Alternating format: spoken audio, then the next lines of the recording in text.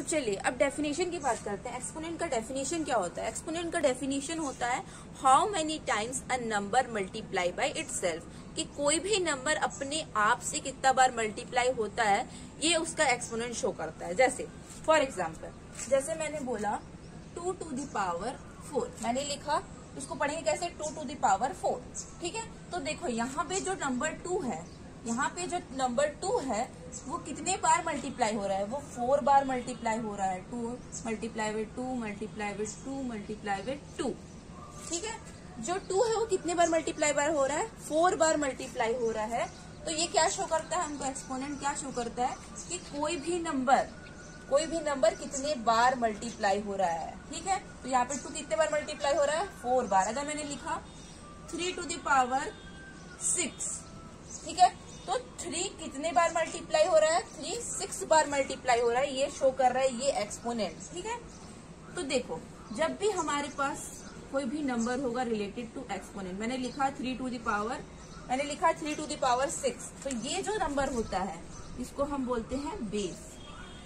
जो नीचे का नंबर होता है उसको हम बेस बोलते हैं, जो ऊपर का नंबर होता है उसको हम बोलते हैं एक्सपोनेंट, ठीक है। क्लियर है? जो नीचे का नंबर है उसको हम बेस बोलते हैं, जो ये ऊपर का नंबर है उसको हम क्या बोलते हैं? एक्सपोनेंट। तो एक्सपोनेंट हमको बताता है कि कोई भी नंबर कितने बार मल्टीप्लाई हो रहा है, ठीक है। तो ये तो हो गया बहुत बेसिक। अब क्या देखेंगे हम? लॉज देखेंगे, एक्सपोनेंट के रूल्स देखेंगे कि कैसे रूल्स को हम यूज करके एक्सपोनेंट के क्वेश्चन सॉल्व कर सकते हैं। तो चलिए देखिए, पहला रूल क्या है लॉज ऑफ एक्सपोनेंट में। सबसे पहले बेसिक चीज ये होता है, अगर हम स्टार्ट कर रहे हैं, if A and B are real numbers, हम यहाँ पे देखेंगे ए और बी हम 2 बेस लेंगे और एम और एन हम 2 एक्सपोनेंट ले रहे हैं। तो कंडीशन क्या होना चाहिए? If A and B are real numbers, की जो बेस है वो रियल नंबर होना चाहिए और जो पावर्स है, जो एक्सपोनेंट है एम एंड एन, वो क्या होना चाहिए? इंटीजर होना चाहिए, ठीक है। तभी हम ये लॉ लिख सकते हैं। तो पहला लॉ क्या है? Rule of multiplication. Rule of multiplication is a to the power m multiply with a to the power n। तो इसका आंसर क्या होगा? देखो, इसको समझने की कोशिश करो। जब 2 बेस a और a दोनों बेस है, जब 2 बेस सेम होंगे और तो क्या होगा? और अरिथमेटिक ऑपरेशन क्या होगा आपका? मल्टीप्लीकेशन। तो उस टाइम पे आपका जो एक्सपोनेंट होगा वो ऐड हो जाएगा। तो क्या लिख सकते हो आप इसको? a to the power m plus n, ठीक है। तो जब भी आपके पास 2 बेस सेम हो और अरिथमेटिक ऑपरेशन मल्टीप्लीकेशन हो तो आप उनके एक्सपोनेंट को ऐड कर सकते हो। चलो एग्जाम्पल देखो, अगर आपके पास कोई क्वेश्चन है 2 to the power 3 multiply with 2 to the power 4, ठीक है। ये क्वेश्चन दिया हुआ है और आपको इसको सॉल्व करना है by using laws of exponent. तो क्या करोगे? देखो, दोनों बेस सेम है 2 एंड अरिथमेटिक ऑपरेशन क्या है? मल्टीप्लीकेशन। तो क्या होगा? एक्सपोनेंट ऐड हो जाएगा। तो इसका आंसर क्या होगा? 2 to the power 3 plus 4, मतलब क्या होगा? 2 to the power 7 आपका आंसर होगा, ठीक है। बहुत इजी है।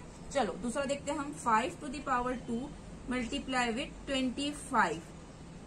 अब देखो, अब बोलोगे कि 5 और 25 तो अलग अलग बेस है, ठीक है, लेकिन 25 को हम क्या लिख सकते हैं? हम 25 को लिख सकते हैं 5 मल्टीप्लाई विथ 5 और क्या लिख सकते हैं? 5 स्क्वायर, ठीक है। तो जब भी कोई क्वेश्चन दिया होगा और अगर बेस सेम नहीं होगा तो आपको बेस सेम करना है। तो क्या होगा? ये 25 की जगह हम लिख सकते हैं 5 स्क्वायर, ठीक है। अब देखो बेस सेम हो गया तो क्या होगा? पावर जो एक्सपोनेंट है वो ऐड हो जाएगा। तो 2 + 2 कितना हो जाएगा आपका? 2 + 2 हो जाएगा आपका 4, 5 to the power 4। तो देखो आपका आ गया आंसर। तो ये बहुत इजी चैप्टर है, आप इजिली इसमें स्कोर कर सकते हो, ठीक है। चलिए अब सेकंड रूल देखते हैं। Rule of division is. अब डिवीजन का क्या रूल होता है? अगर आपके पास अगर दिया हुआ है a to the power m divide by a to the power n, ये डैश है मतलब क्या दिखाएगा? डिवाइड। या आप इसको कैसे लिख सकते हैं? a to the power m divide by a to the power n, मतलब जब 2 बेस सेम हो और अरिथमेटिक ऑपरेशन क्या हो? डिवीजन। तो उस टाइम पे क्या होता है? एक्सपोनेंट सब्ट्रैक्ट हो जाता है, ठीक है। उस टाइम पे एक्सपोनेंट क्या हो जाता है? सब्ट्रैक्ट हो जाता है। तो क्या लिखोगे आप? a to the power m minus n minus m नहीं होगा। सब्ट्रैक्शन में हमेशा याद रखना जो ऊपर होगा वो पहले सब्ट्रैक्ट होगा दूसरे से, ठीक है। चलो क्वेश्चन देखते हैं। एग्जाम्पल अगर हमारे पास क्वेश्चन है, बहुत बेसिक से स्टार्ट कर रहे हैं। 2 to the power 4 divide by 2 to the power 2, ठीक है, देखो बेस सेम है, अरिथमेटिक ऑपरेशन क्या है, डिवीजन। तो क्या करेंगे हम, इसका आंसर क्या होगा, 2 to the power 4 minus 2। तो क्या होगा, 4 minus 2 क्या होगा आपका 2, 2 to the power 2, या इसको और क्या लिख सकते हैं, 2 to the power 2 क्या हो गया 4। तो 4 आपका आंसर हो गया। अगर आपके पास कोई क्वेश्चन है 5 to the power 3 divide by 5 to the power 5, only 5 to the power 3 divide by 5। तो देखो अगर कोई भी नंबर दिया हुआ है जिसका एक्सपोनेंट नहीं दिया हुआ है तो क्या है, उसकी पावर में क्या है 1 है। ठीक है, तो इसको कैसे सॉल्व करोगे, 5 to the power 3 divide by 5 to the power 1। ठीक है, यहां तक हो गया। अब देखो बेस सेम है और अरिथमेटिक ऑपरेशन क्या है, डिवीजन। तो क्या होगा, एक्सपोनेंट आपका सब्ट्रैक्ट हो जाएगा, 3 minus 1 कितना मिलेगा, 5 to the power 2। 5 to the power 2 क्या होता है, 5 to the power 2 होता है आपका 25। तो आपका आंसर आ गया 25। तो इस तरह से आप सेकंड रूल अप्लाई करके क्वेश्चन सॉल्व कर सकते हो।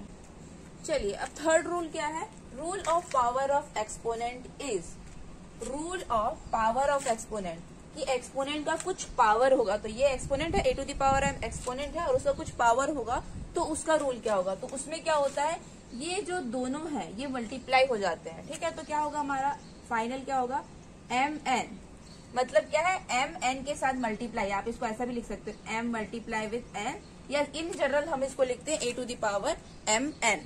ठीक है, अब चलो एग्जाम्पल देखते हैं इससे रिलेटेड। जैसे मेरे पास है 2 to the power 2 whole power 6। ठीक है, 2 to the power 2 whole power 6, इसको हमको सॉल्व करना है। क्या होगा answer, by using this law क्या होगा, 2 to the power 2 multiply with 6। तो कितना आ जाएगा आपका आंसर, 2 to the power 12। ठीक है, इजी है, राइट। सेकेंड हम देखते हैं 3 to the power 9 to the power 2। मान लो कोई ऐसा क्वेश्चन है, बहुत बेसिक डिस्कस कर रहे हैं, इसके बाद के क्लासेस में हम क्वेश्चंस डिस्कस करेंगे इसका। ठीक है, 3 to the power 9 whole power 2 दिया हुआ है, तो क्या होगा, इसका आंसर क्या होगा, 9 का 2 से मल्टीप्लाई हो जाएगा by using power of exponent. Okay, तो क्या होगा 3 to the power 9 into 2, 9 into 2 क्या होगा 3 to the power 18। तो ये हो गया आपका आंसर। ठीक है, तो यही था आपका थर्ड लॉ। अब देखेंगे हम फोर्थ लॉ। चलिए फोर्थ लॉ क्या है, फोर्थ लॉ है हमारे पास a multiply with b to the power m, या a मल्टीप्लाई विद b को हम क्या लिख सकते हैं, in short a b to the power m है। तो इसका क्या होगा, इसका रूल क्या होगा। अब देखो यहाँ पे दोनों बेस अलग अलग है। इससे पहले वाले में हम मल्टीप्लीकेशन में क्या देख रहे थे, दोनों बेस सेम था, पावर्स जो एक्सपोनेंट थे वो अलग अलग थे। अब यहाँ पे क्या हो गया, जस्ट उल्टा हो गया, बेस अलग अलग है और एक्सपोनेंट सेम है। तो क्या करोगे, इसको सीधा सीधा याद रखो कि ये कोई ग्रुप है, इसमें आपको ये एक्सपोनेंट डिस्ट्रीब्यूट करना है, तो दोनों को क्या मिलेगा, सेम अमाउंट मिलेगा। ठीक है, तो क्या होगा a to the power m multiply with b to the power m। तो जब भी आपके पास ऐसा होगा a multiply with b to the power m, तो क्या होगा a to the power m multiply with b to the power m। चलो एग्जाम्पल देखते हैं। अगर आपके पास हुआ 2 multiply with 3 to the power 6। ठीक है, अब देखो 2 और 3 अलग अलग बेस है, लेकिन दोनों के पास जो एक्सपोनेंट है वो 6 है। तो आप क्या करोगे, दोनों को डिस्ट्रीब्यूट कर दोगे। तो क्या होगा 2 to the power 6 multiply with 3 to the power 6। अगर आपके पास कोई है 5 multiply with 7 to the power 99। ठीक है, तो क्या करोगे, ये जो 99 है ये 5 को भी मिलेगा और 7 को इक्वली मिलेगा। ठीक है, तो क्या होगा 5 to the power 99 multiply with 7 to the power 99। तो आई होप आपको ये क्लियर होगा, अब तक आपको क्लियर हो गया होगा लॉस। ठीक है, अब चलो फिफ्थ लॉ देखते हैं। चलिए अब लॉ 5 देखते हैं। लॉ 5 क्या है, a by D to the power whole power m, या इसको हम क्या लिख सकते हैं, a बाई बी को हम a divide by b is to the power m, ये हमारे पास है। तो इसका लॉ क्या होगा, इससे पहले जस्ट हमने मल्टीप्लीकेशन वाला देखा था कि बेस अलग अलग थे और एक्सपोनेंट सेम थे, तो क्या हुआ था, डिस्ट्रीब्यूट हो गया था। तो यहाँ पे भी सेम चीज होगा। देखो ये ब्रैकेट है, मतलब ये कोई ग्रुप है मान लो, और ये है, इसको हमको मान लो कोई कैंडी है, तो ये दो ग्रुप पे हमको क्या करना है, डिस्ट्रीब्यूट करना है। तो दोनों में क्या होगा, इक्वली डिस्ट्रीब्यूट होगा। तो इसको हम क्या लिखेंगे, a to the power m divide by b to the power m। ठीक है, चलो एग्जाम्पल देखो, आपके पास कोई है नंबर 2/3 टू द पावर 6। ठीक है, तो 2 और 3 के जो होल पावर है वो क्या है, 6 है। तो 6 2 को भी मिलेगा उतना ही, 3 को भी उतना ही मिलेगा। तो आप क्या लिख सकते हो, 2 to the power 6 divide by 3 to the power 6।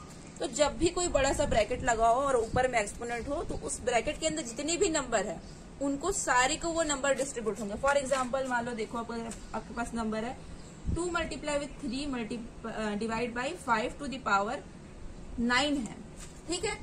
तो क्या होगा, देखो यहाँ पे जो फोर्थ लॉ अप्लाई हो जाएगा। देखो 2 multiply with 3 to the power 9 और 2 मल्टीप्लाई विथ 3 डिवाइड बाई 5 है, तो यहाँ पे फिफ्थ लॉ अप्लाई हो जाएगा। तो इसका मतलब है, मैं क्या बोलना चाह रही हूँ कि अगर कोई भी नंबर हो और वो नंबर ब्रैकेट में बंद हो, वो कितने भी नंबर हो सकते हैं, और अगर उनके एक्सपोनेंट कुछ दिया हुआ है तो वो एक्सपोनेंट सारे को इक्वली डिस्ट्रीब्यूट होगा, ठीक है।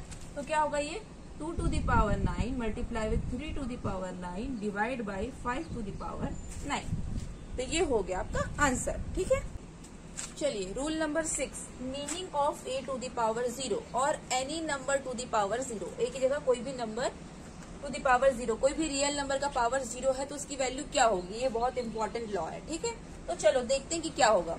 हम इससे पहले वाले लॉ से निकालने की कोशिश करते हैं कि a टू द पावर 0 की वैल्यू क्या हो सकती है।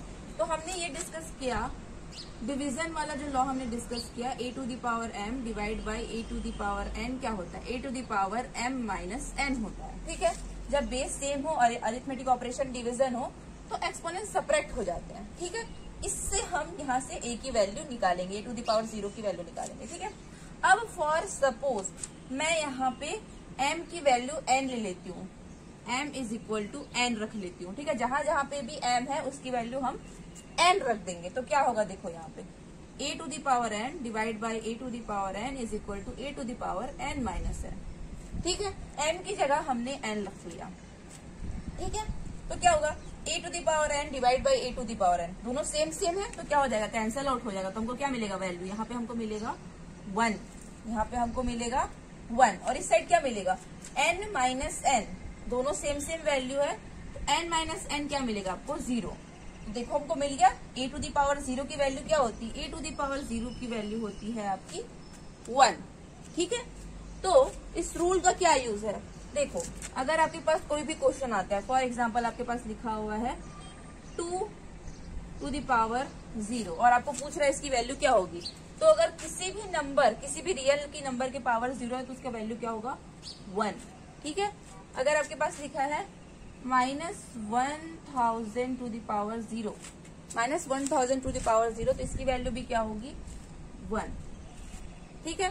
कोई भी रियल नंबर जिसका पावर 0 है, जिसका एक्सपोनेंट 0 है, तो उसकी वैल्यू क्या होगी 1। और हमने ये देखो प्रूव भी कर लिया है, बाय यूजिंग डिवीजन मेथड हमने ये प्रूव कर लिया है कि a टू द पावर 0 की वैल्यू क्या होती है, ठीक है। चलिए लास्ट रूल है हमारा a to the power m हुआ या फिर 1/e to the power m हुआ, ठीक है। तो बेसिकली क्या बोलना चाहता है ये रूल, अगर आपके पास पॉजिटिव m है, ये देखो m यहाँ पे पॉजिटिव, अभी पॉजिटिव निगेटिव की बात नहीं करते, छोड़ो आप कंफ्यूज हो जाओगे। अगर ये जो m है इसको मेरे को डिनोमिनेटर में भेजना है, ठीक है। ये जो वैल्यू है, पूरी वैल्यू है, इसको मेरे को डिनोमिनेटर में भेजना है, ठीक है। तो क्या होगा, इसको हम कैसे लिख सकते हैं, जब भी किसी भी नंबर का इनवर्स करोगे तो क्या होता है, उसका जो वैल्यू होता है एक्सपोनेंट वो क्या हो जाता है, निगेटिव हो जाता है। तो आप इसको यहाँ भेजना चाहोगे तो इसकी वैल्यू क्या हो जाएगी 1/a to the power minus m, ठीक है। जब भी आप, अगर ये मान लो न्यूमरेटर में है, आपने इसको कहाँ भेजा डिनोमिनेटर में, तो क्या हो गया, इसका जो एक्सपोनेंट है वो निगेटिव हो जाएगा, ठीक है। अगर देखो यहाँ पे वैल्यू है 1/a to the power m, अब इसको मेरे को चेंज करना है न्यूमरेटर में, ये डिनोमिनेटर में, इसको मेरे को न्यूमरेटर में भेजना है, तो क्या होगा, ये जो वैल्यू है ये फिर से निगेटिव हो जाएगी, ठीक है। तो याद रखो, जब भी किसी भी एक्सपोनेंट नंबर जो दिया हुआ है उसको अगर आपको न्यूमरेटर में भेजना है या डिनोमिनेटर में भेजना है तो जस्ट आपका उस एक्सपोनेंट का साइन चेंज हो जाएगा, ठीक है। फॉर एग्जाम्पल देखो, अगर आपके पास कोई क्वेश्चन है 2 टू द पावर 4, तो अगर मेरे को इसको लिखना है 1 के फॉर्म में, तो क्या होगा 1/2 टू द पावर -4, साइन आपका चेंज हो जाएगा। अगर आपके पास क्वेश्चन है 1/2 टू द पावर 4, ठीक है, आपको इसको न्यूमरेटर में भेजना है, तो क्या हो जाएगा ये 2 टू द पावर -4, ठीक है। बस आपका साइन चेंज होगा, ठीक है। आपको अगर न्यूमरेटर से डिनोमिनेटर में भेज रहे हैं तो साइन चेंज होगा। अगर ये मान लो निगेटिव भी है, फॉर एग्जाम्पल ये है 2 टू द पावर -4, ठीक है, ये निगेटिव है और आपको इसको पॉजिटिव बनाना है, तो क्या होगा 1/2 टू द पावर 4, ठीक है। बस आपका साइन चेंज होगा अगर आपको न्यूमरेटर से डिनोमिनेटर में भेजना है या डिनोमिनेटर से न्यूमरेटर में भेजना है। ठीक है, बस इतना आपको याद रखना है।